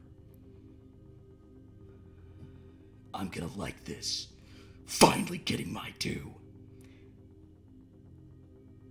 Meanwhile, as Dallas, London, Omaha, and Montreal watch this in shock, Zurich, when you see Lamp Black on the screen, I need you. I think I need you to, I guess it would be I think this is honestly more a physical response than simply like a, this is like a, there's like a cognitive dissonance happening to you that is too intense. Go ahead and give me a resist injury. I would like to add 2. Only Zurich. Oh. Yeah, and I was actually gonna add 2 to that as well. So it'll be 5. I like it. I love it. Yeah. Okay. Oh. I don't. Oh, here, I'll mark yours. I'll mark your improved ones.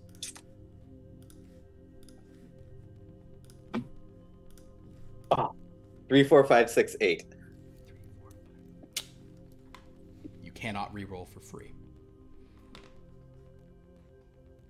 So Zurich, you do fall to the ground, like kind of like nosebleed. Like you see Zurich like flipping out. Zurich also probably in standing like passes into the mist a little bit, and that's like he's feeling even more disoriented. Zurich, unfortunately, because of that, because you failed the thing, you are going to lose 3 power from the sort of just stress of this. And Partridge says, "Shut it off quickly." And CJ says, "Your wish is my command," and he does so. And now, Omaha, the room is utterly dark aside from your flashlight. Aside from my flashlight, Mm-hmm. which is on. It's on, but it's like there's so much mist, it's hard to see. Yes, London. Can London go to Zurich? Yes. You said. Wait, no. He's sitting next to Omaha, and you said you were sitting alone. So you're kind of like feeling through the dark. I guess make a move roll under physicality. Yeah, can I try to get to the door and leave? You can make a move roll as well, sure, both under physicality. No matches. Yeah, London, you're like you hit yourself in the shin on a chair, like God dang, whatever. Wait, that's under physicality? Move is yes. Oh, okay, that's right. Can I add 1 to it? Before you roll, sure thing. Yeah. Yeah. No matches anyway. I'm sorry. Well, you got it for later. Move is never a bad one to have. Okay, so basically, you Omaha, you can't find your way to the door. London, you can't find this. Dr. Partridge, she's like feeling for Zurich and saying like, "Zurich, can you hear me? It's all right, Zurich. Oh dear, Zurich, I hadn't realized, I hadn't accounted for that part. Zurich, are you okay? Can you hear me, Zurich? Zurich, you're at this point, you're like completely dazed. Dallas and Montreal, anything you guys are saying? I'm just like trying to like sit back and watch and like see what's going on. Mm-hmm. After a few moments, the lights come on, probably like intense on your eyes, as CJ Soot is calmly flipping the light on and going, "Oh, didn't consider that, did you, Partridge? I feel like that was pretty obviously going to happen, but I always say that, and people tell me it's never as obvious as I think." "How you doing there, buddy?" And she says, "Shh, Zurich, can you hear me? Zurich, are you all right? Zurich? What? You're okay. You're okay." What? Why? Okay. What was that? That was all right. That was a different that was another person who's connected to you, Zurich. Okay. Wait. So he's Alvin. Yes. I'm Elwyn. No, you're not. You are London, and he is Zurich. But you have a connection to Elwyn, and Zurich has a connection to both Alvin and Lamp Black, that thing that came at the end. How the hell is that possible? Yeah. Like we said, the accident that crashed you here, there's a lot of things we're not sure of. We have some passenger manifests. We're trying to make you all comfortable, fill you with familiar things, but it's a process. Is this hell? Familiar? No, of course not. Wait, familiar things. This is a whole story with why don't you bring an artifact or something from our past, a necklace or a comb or something? Why this? We don't have those. Well, is the lights back on? Yeah, the lights are on.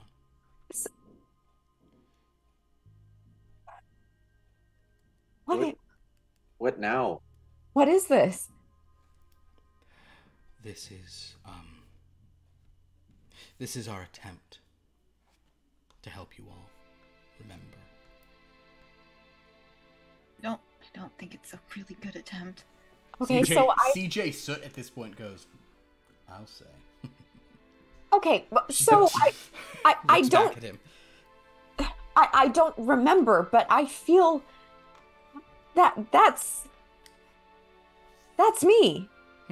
I am her. Let's go back and to that's I'll tell you what, she kind of says. Zurich, this has been a lot today. I think we all need to go back to the Dreadcells. No. Why would we go back to something that's called the Dreadcells? That's me up there. How do I get back to myself? CJ says, "Oh, she's almost assuredly dead. She's been drowned in ink. I don't think there's coming back from that." So why am I still here? What is happening? I think this is hell.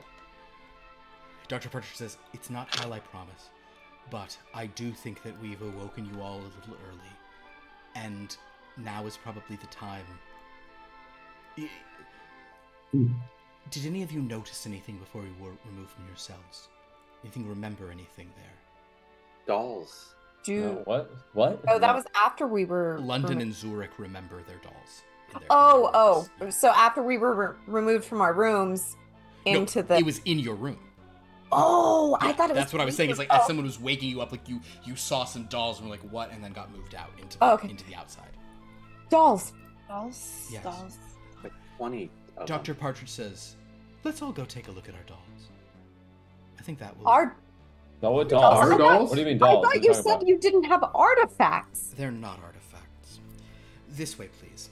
And she says, I understand that this is complicated, but things just got a little more dramatic than I was ready for. And CJ Soot says, Partridge, if you don't understand how the stories work, are you really sure you're up to what your role in this is? Can I do like a read person on them at this point or something? You can do a detect vibe on them. CJ Soot is, given his abilities and his face, he's basically impossible to read. But okay, you can definitely do a detect vibe to get like the I want to add 2 to that one. Oh, overall 2. I mean, I like how you're just burning through your points. All right, so with 4, what do you got? 2 3s. 2 3s. All right. Oh, Mist is on Astrophobia, a very good one. All right. So I will say that your read on this is that CJ Soot, he's also not making this hidden, but I'll say you can kind of just interpret this. Dr. Partridge is trying to do something. As far as you know, she's trying to treat you, although you've been suspicious up to this point. You know is way too much she's not telling you. CJ Soot is quote-unquote assisting her, but he's not necessarily on her side. CJ Soot is kind of maybe just messing with her a little bit. He's kind of like, oh, go ahead and dig your grave, darling. So, can he go away? And took to Dr. Partridge. Can he just go? I don't... Am I being dismissed? Oh my god, I would love nothing more. You do have a little Hattie in you. I know I like anyone who's at least part smoking one. Just don't say things like that. It's gonna what? Mm-hmm. Toodles, everyone. Should I turn off the lights on my way out? He kind of no! And he leaves. I didn't like him. He's cruel. Yeah, exactly. Definitely a dick. That was really messed up. Are Yes. are we gonna end up like what happened to the others? I don't think so. What I'm trying to do is give you all a little more perspective. But I think we need to go back to your Dreadcells. No, They're take not. us- They're not. Can we get locked. it? What? You really got to think about those names. That is true. To your cottages. They're very comfortable rooms. If you don't want to stay in them, you don't have to. But you've each been assigned to one, and they have been calibrated to you, and they have certain things in them that we're trying to help you restore your memories with. I don't mind. I'd like to lay down. Yes, that's a perfect place to do it. Come. Listen, I mean this. We're trying something different with this. You are free to come and go as you please. We are not locking those chambers. You are free to leave them, go back into them however you want. You can go anywhere in this building. We urge you not to go to the 7th floor. It is full of that mist. It is a direct conduit into the volcano. Volcano? Yes, you guys did see there was like a volcano that this building was like built onto. Okay, yeah, no, so thank you. There's a vent of the mist going right here. We use it for our processes. It's how we got the mist from there. There's pipes all through the walls and here, and she kind of points to the projector was using it. Yes, London. Thinking back to the dolls, I know we're gonna see them again, but was there one that looked like Elowen? Make an analyze roll. I would like to add. Or no, this would be research actually. I would like to add 1. Okay. Do you want to use your power to do it so you don't have to commit to research? Sure. Cool. I would recommend that. I better get a match. Oh, 2 6s. 2 6s. Ah. That's thanatophobia, death, pain, endings, and ghosts. Well, you do Isn't that the recall same? one of those dolls was maybe Elowen. Like, you'd need to get back to confirm, but you think one of the dolls looked like Elowen. Okay. Okay, fine. Let's get back to our cottages. Or whatever. You'd prefer I call them cottages, that's fine. Or rooms, whatever. Just Dreadcells, really? Anything except a dread cell. Yeah. That's the name they've been called, but fair enough. Okay. This way. Who made that decision? Philip? Well, it's complicated. We're gonna take the stairs again? Yes. All right, this way. She takes you guys to the stairs, and you guys begin walking down, and she'll sort of be saying, they're called Dreadcells because they're for our dread subjects. Are we a science experiment or something? This place is very doom and gloom. Well, it's a place that the main business here is dread, yes. It makes sense now. What? It just feels dreadful. Indeed. I'm the head of the I'm a department head here, and I'm attempting to we're sort of trying to help you by doing things a little differently. That's all. This way, please. Feel like you guys go down. You emerge back in the lobby. You walk out. It's kind of it's a little later in the day. You kind of just a little ways away from this big building, what you keep calling the fortress building. You come over and there's these 13 cells. She'll say, okay, so just so you can remember, Zurich, you're in 2, Dallas, you're in 3, Montreal, you're in 10, London, you're in 12, and Omaha, you're here in 13.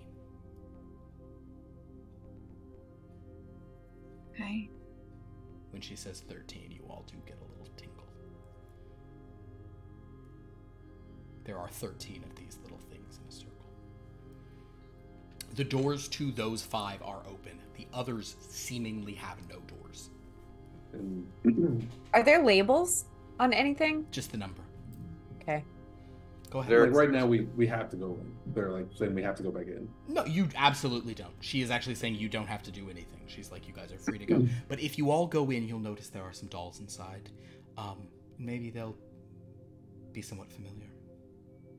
Zurich is gonna go to his. Yeah, I'll take a look at them. All right, Me so, too. and here's where things get fun. Zurich, as you enter yours, you discover that there are 18 dolls. Now, there would be 19, but Lamp Black / Fletch is not in there anymore. There's 18 in yours. One is a guy with a camera. I will actually, you know what? I'm going to change this up a little bit.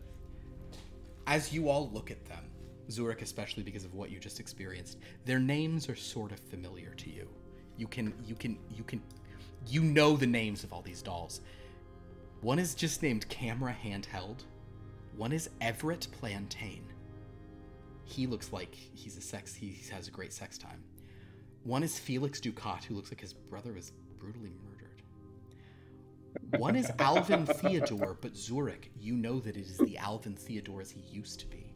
Not a stone thing, but you can recognize that was Alvin. Another is called Dr. Anders Anderson. There's also Eddie Macaroni, Eliquier, Victor Moncrief, Dante Macchiato, Fireman Iceman, Conrad Bourgeois, Igneous, that's a little brick guy, Denk the Chosen, little fish guy, Dr. Robert Schlichter, Bruce Pumper, Vigo, and of course, Kenny Spencer. In your chamber, Dallas, or who else goes into their room? I think we're all going in. Okay, cool. Yeah, you certainly don't have to. We'll do Moses. Moses, how many dolls do you think you have? I can count. Yeah, well, you have 10 dolls. 10. One, you know his name is just PA. But you also have Solomon Ortega, Darius Calmblood, Ree Grimm, Reginald Smuggles, Urek. Oh, I'm so sorry. You don't have 9. Cutter's not in there because he ate his doll. Captain Kidd, Dick Rambone, and Dr. Faust Simpleton. You notice all of those. I can't win. So you have 9. Oh, I mean, most people, all your things are dead. And in Dan's case, most of the ones who are alive are just random. If you go into yours, Omaha. I'm going to do you last.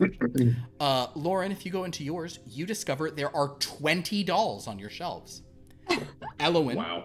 Producer, Ava Rojas, Tiffany Stiff, Elutella, Talent, aka Marion Carrion, Oksana Smirnoff, Sarah Quill, Joanna Hopkins, Vela, Madam Ether, Mabel, Emily Green, Morgan Mason, Charlotte, Kin the Kisser of Sharks, Trixie Daisy, Sister Mercy, R.I.P. and Heidi Holly. Dan, in your chamber, and Dan, I did the math of this. I was not anticipating this. Dan, you are the record holder. You have 21 dolls. Wow. S.A. Rawlings is in the place of absolute stuff, and that is the name that as you walk in, you're like, Rawlings. Spellington. Sound. Gilbert Peressian. Camera. Chenks Woodley. Incan. Bradley Stuyvesant, Francis Brannigan, Cormorant Steele, Friedrich Ducat, brutally murdered. Beatrice, one of the ghosts. Eric Verlanger, Cupid Beza, Templeton Worcestershire, Mikey Santangelo, Judge Alistair McGregor, Dylan Sneed, Green, Professor Maurice Feingold, and Chester D. Rhinestone III. Liv. Mm-hmm. Guess how many characters you have? 13? You have 13 characters. Not counting the ones tonight. You have 13, but you don't have 13 dolls because there is no doll for Dahlia, of course. She's been moved. But what you do have are Hattie Ford, Kimberly Lisa Thiessen, Miri, Zeke Thomas, Penny Cillian, Emissary, Sister Lucille, Sophie Pellicule, oh poor Sophie, Emmeline, Juliet the Oubliette, Siobhan Walsh, and Chip Harrington III. Siobhan, Poor so Siobhan. much. It was down to Siobhan or Zeke who would be brought back, but I think I would have loved Siobhan, but Zeke was a very fun option. Zeke's a great one to be back. So the point is, interestingly though, yes, there is one character. This is a total meta thing. Medina's not there because Medina's not fucking part of this. Medina's the only person who came from somewhere else. Medina's Wait, did not, you say Dahlia? You For my said dolls? Medina. We're talking about no Dahlia. Dahlia is not in there because Dahlia's doll's not there. The Dahlia doll is with the Dreadlord dolls. Right, okay. She's So not I yours thought. anymore. Her soul is severed from yours. and from Oksana's. No. No. They still love each other. Nah, they don't. Applezone would not have this. So It's just a warped kind of love now. it's just a warped kind of love. So, my friends, as you all look at these dolls,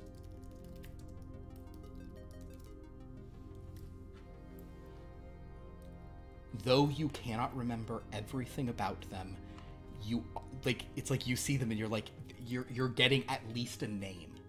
Some of them, such as like Cupid Beza, you might have no idea who the fuck that was, because I don't. Who was that? He was one of the when like we were in the tower. He was one of the guys who was like. I think your 21 is because you had like 3 people that night. Yeah. Nice.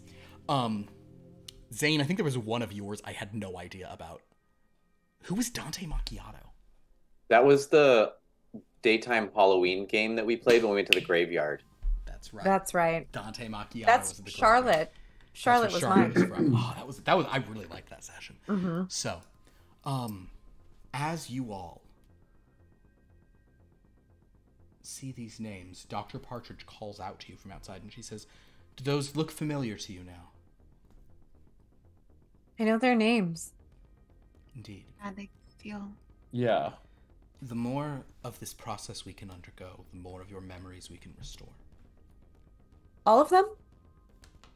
Yes, all of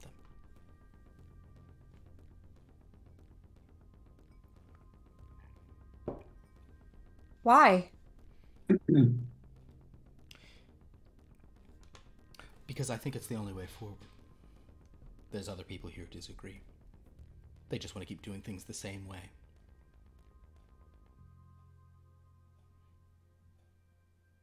So, are you all kind of like at least coming to your doors? Is anyone not coming to talk to her? Or are you all kind of out there? Oh, yeah, I'm coming out. So she's kind of saying, so listen, I understand this process is going to be difficult, and it will be very frightening. But we need for you all to remember everything you possibly can. What's going on here is very confusing. Yeah, I'll say. You're telling me. But the process so far, and Zurich, I'm sorry about. I know that was what happened. I was not anticipating something of that level. And you and Omaha, I will just tell you directly, both of you will have some memories that are now going to be extremely difficult for you to engage with. Zurich, Lamp Black, has a connection to you, and Omaha, there is a figure in your history who has a similarly strong connection, but who has achieved a new level of power, and therefore any exposure is going to be difficult for you. Omaha, I would like for you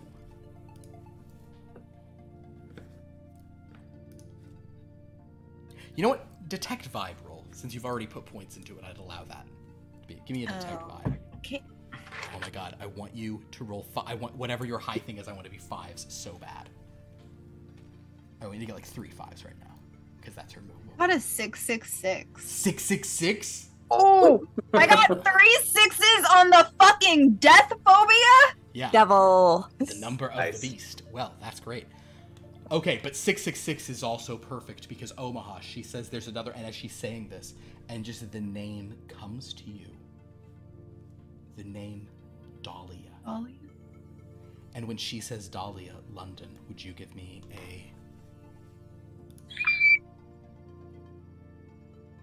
You can do detect vibe, or you can roll a luck. I'm gonna roll a luck. Love it.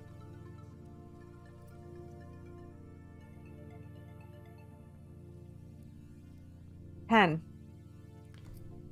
When she says Dahlia, in your mind, you're not sure why, but you just hear, like the words you even probably say kind of silently are, pretty girl.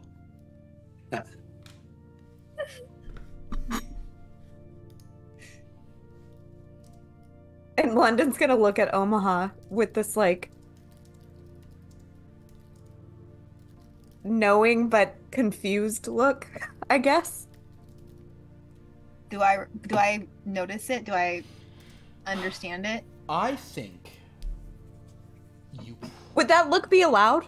I don't know. You can make that look. Because Okay. Because you were just told she has a connection to Dahlia. You just said pretty girl. Omaha, you know what? Give me another detect vibe.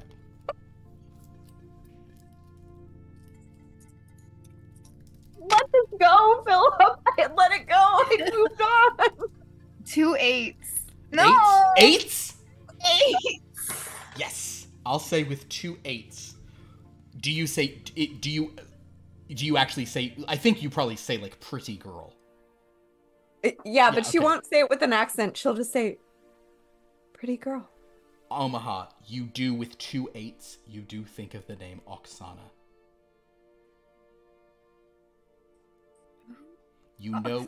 Oh, sweet, because it's 8. Oh, fucking 8. This is what's happening. Okay, so Omaha, you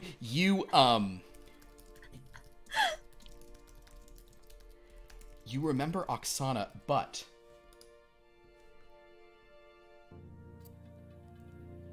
your connection to Dahlia is different. Whatever memories you have are also wrapped up in the pain of some transformation. And Omaha, suddenly you're having this vision of just terrible, like you can feel your skull being ripped off. You can feel like a metal body of cold, whatever darkness. You also feel yourself like plunging a pole through the heart of a vampire and embracing total evil. Omaha, give me a keep control roll. I'm crying. Oh no.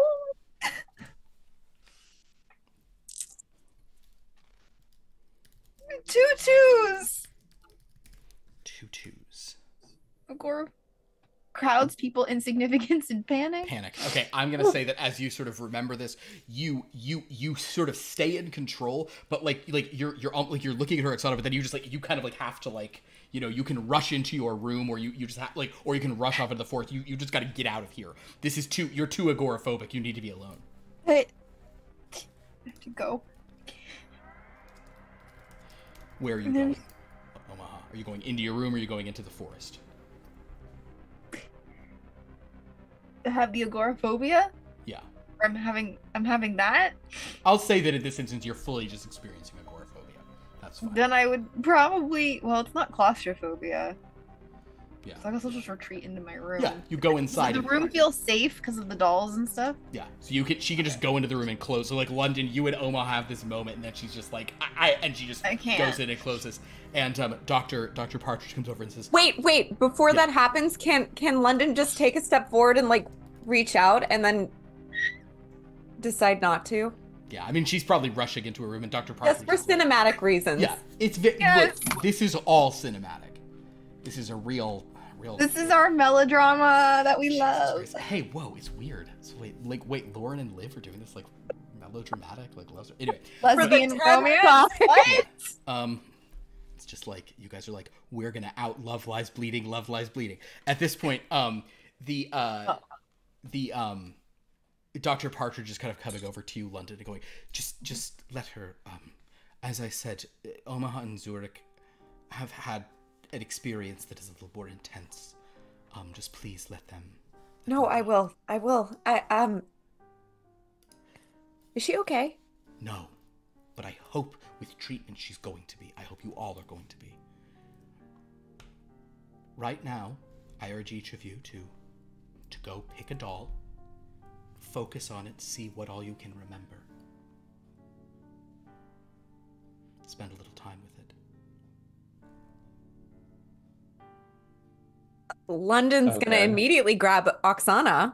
You'll go and get Oksana, okay.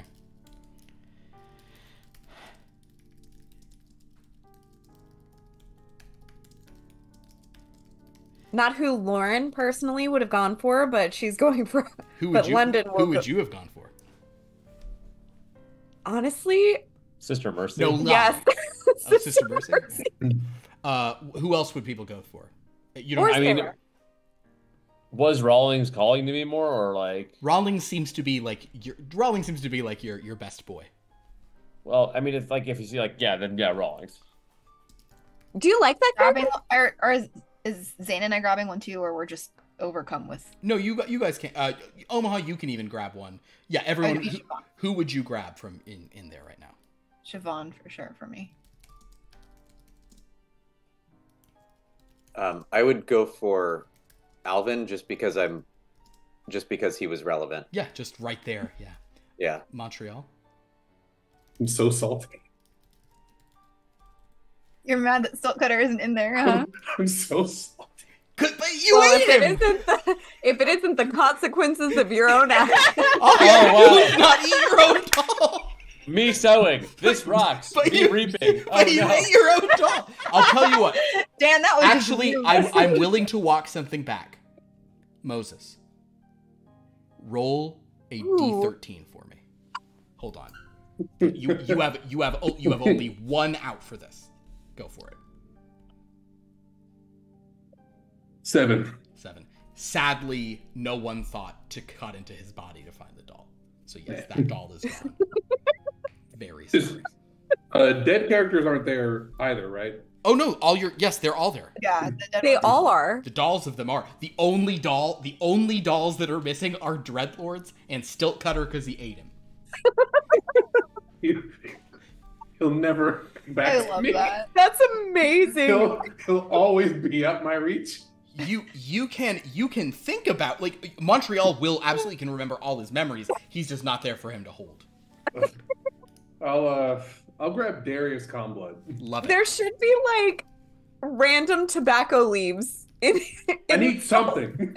I'm sorry, I just keep hearing Cumblood, and I know that's not his last name. It should be. Darius Cumblood? Maybe it should be.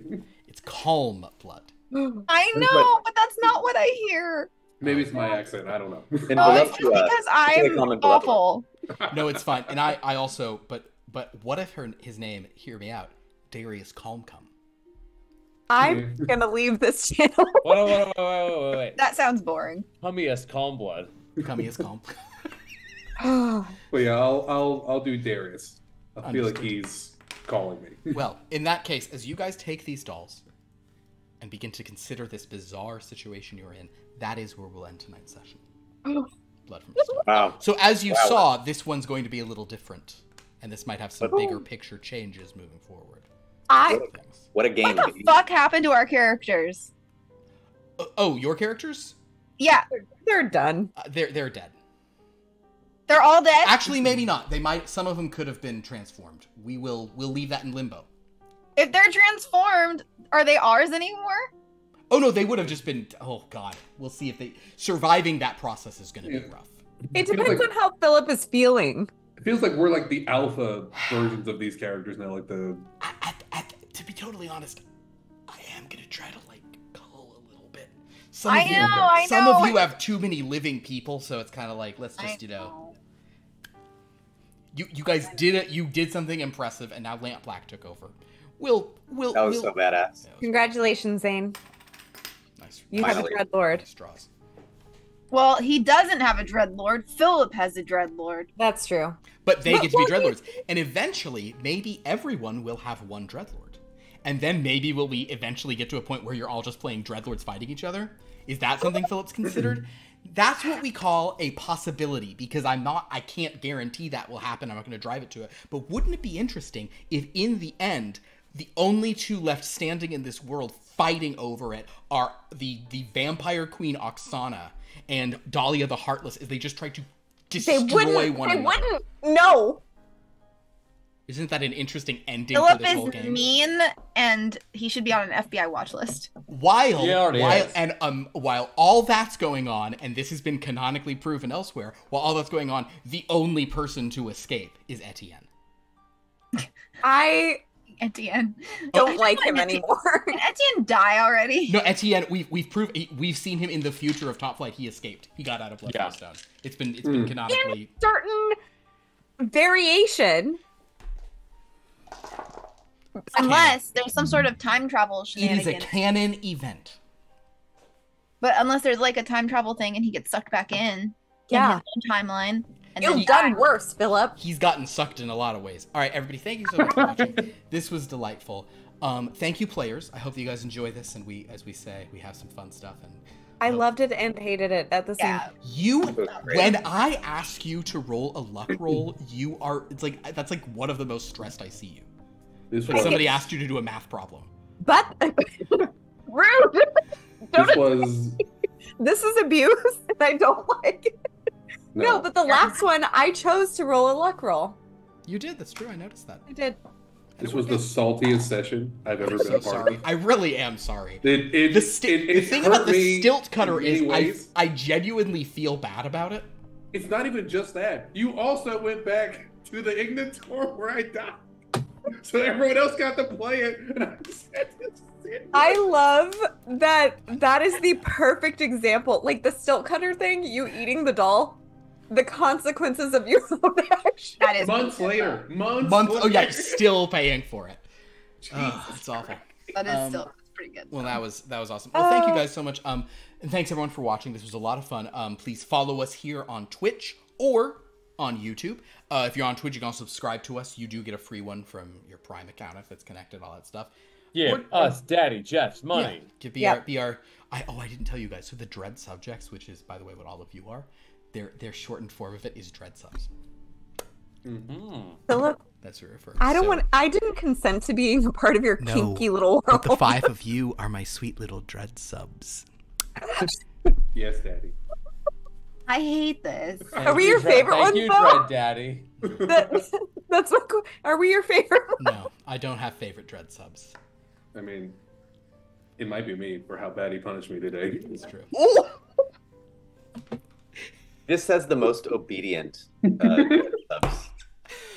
So yes, please follow us on those things. Go to our Discord to interact with us, our YouTube to watch old episodes. Go to the wiki, but don't go to the like opinion pages on the wiki. Stick to the hard news This is getting- about the games. Just the facts, ma'am. Just You the facts. saying that is being added to the quotes. Don't go. Yeah, don't. Actively the quote. right now. Add whatever you want to the quote page. I'm not Oh, scared yeah, of it. I'm do simply little saying. dread I'm simply saying it's bad journalism. It's subjective. Try whatever you want. I'm not scared of it. Ridiculous. So yeah, go to all that stuff. We have some other games on this channel. On Sunday, we're back with Here Be Dragons. Ooh, interesting. We're doing it. We're taking some Here Be Dragons scheduling stuff. I didn't tell you that, Lauren. They're on a run of stuff and they're scheduling stuff, so it's fine. That's fine. On Monday, Dreamlands. Right now, I think we're finally gonna have Many Far Wiser Than We is gonna finally win after like 6 weeks of losing. So that'll be interesting. And they'll maybe go talk to Dracula and Betty Bilebelcher. So that's a name, right? On Wednesday, I think we'll have a Top Flight Tales, but it's possible we won't. Who knows? We'll do something. And then a week from tonight, come join us for more fun here on the island. Does anyone want to plug anything or say anything? Next week on Lost. Previously on Lost. I may be resuming my channel soon. Hey! Yeah, so follow me at The Rose Explodes. I'll say hi in the chat. Follow my channel. I don't want to disappoint anyone, so I'm not making promises, but I'm thinking about coming back. Wow. I'm a little less stressed now, Dan. Follow me. Thanks. Anybody say thank you in chat? I know just other than everyone for chatting. Yeah, I was gonna say, well, we actually have our very own Steinbergler has been subscribed for 34 months. Big time, baby. So many months. Thank you, Dan. Thanks. Sophia has been subscribed for 2 years now. 24 months. Wow. Sophia. Wow. Thanks for being with us for 2 years. Wow. We also started a little, our very own Steinbergler and our very own Zane Swords tried to achieve a level, to get to level 2, but we didn't. And then a stream of May cheered 100 bits this evening. Thank you so much. And then we had Lauren Shuby for the first time. Thanks for being here. First time chatter. It was first time commenting today. Lauren is somebody that we have met before. I know. IRL. She's our bud. What's Yes. IRL mean? For chatting. I have seen you creeping What is IRL? Chatting. Internet? Is it It internet was relay? we had a first time in chat. real life. In real life. But what does it mean? In real life. It's like in utero labia. It's how Scooby would say in utero God. labia. Now, thanks, Dan. Finally. IRL is in real life. IRC is what you're thinking of, Philip. Wait, what is IRC? Internet relay chat. That's old school chat. It's really old. That we're dating ourselves. AOL. ASL. Wait, I thought it was pathetic to date myself. I can just date myself? That's so much easier. Well, thank you, everyone, for watching. This was great. I am going to close out with a couple of things, because I do now want to read the confession and absolution that opened this up that no one saw and started it. But it was presented as a memorandum to all department heads from R&D, Project 143.